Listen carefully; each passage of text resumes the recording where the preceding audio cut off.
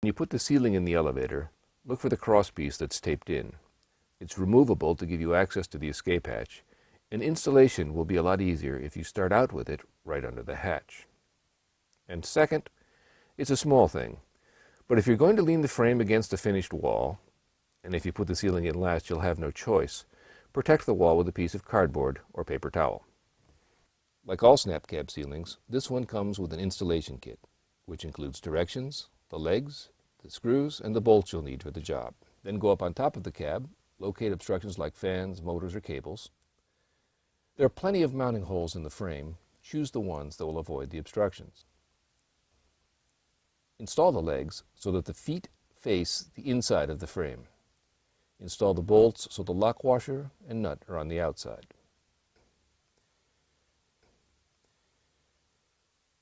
In order to get the frame in place, someone is going to have to hold it, at least until we get some spring sticks under it. A set of sticks comes with each installation. Place the stick on the floor and flex it so the other end fits up against one of the ceiling's feet. You'll want to stick as close to each of the corners as you can get it, and once they're in place, the springboard should hold the ceiling firmly. If not, shim them until they do. Center the ceiling in the cab. Measure, and then hit the frame to nudge it in the direction it needs to move. Remeasure after each nudge, and keep nudging until the frame is where it belongs.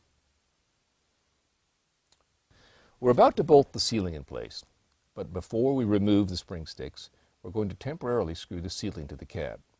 Once you've screwed in the legs, one of the installers can head up on top of the cab with the reciprocating saw. Meanwhile, the other installer can drill holes for the ceiling. Put the bolts in as you drill, driving them home with a hammer as needed. Have the worker in the elevator hold the bolt with a wrench, while the worker on top puts on a washer and lock washer and tightens the nut. To meet code and minimize the tripping hazard, cut the bolt flush with the top of the nut.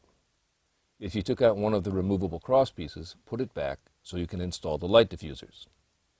Take the film off the diffusers one at a time and ease them in place, and except for cleanup, the ceiling work is done.